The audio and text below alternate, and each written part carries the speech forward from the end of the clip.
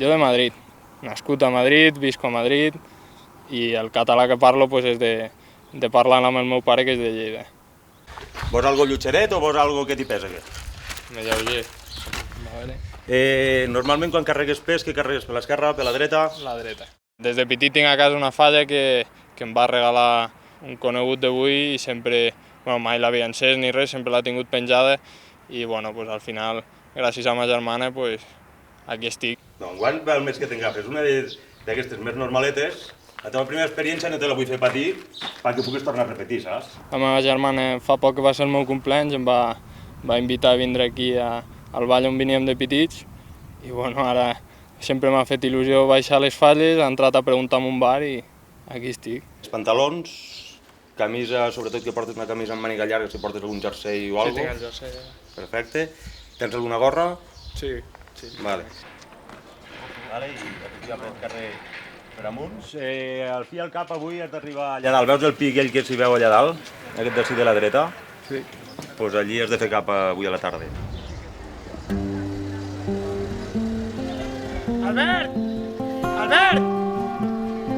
I la bota? La bota va així? Així queda, Queda 233, Bueno, què anem o què? Anem-hi. Anem, va. Àlex, vinga, va. Àlex, no, Carlos. Ai, Carlos. Carlos, te dius? Sí. Sí, de ell te recordarà bastant, sí, com el David, que recordaràs aquell que es diu Carlos. La gent, com m'ha dit un d'ells, com si fos un mel de la colla.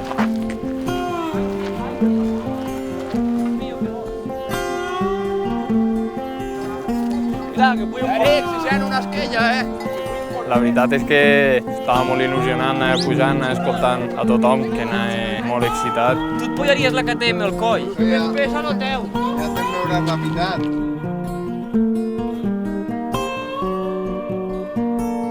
Tothom molt atent a que anés a bé i la veritat és que ha sigut fantàstic.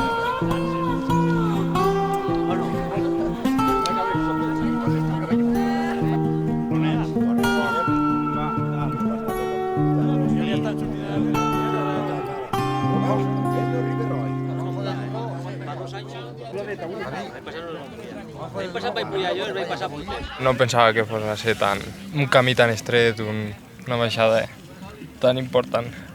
Però la farem, no?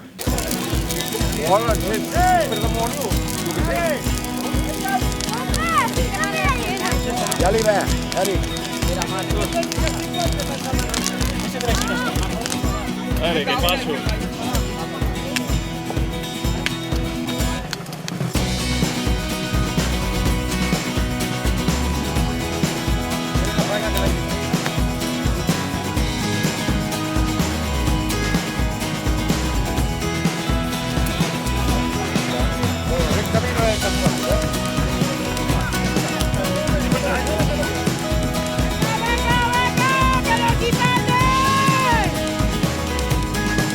El que més por em fa de baixar és caure.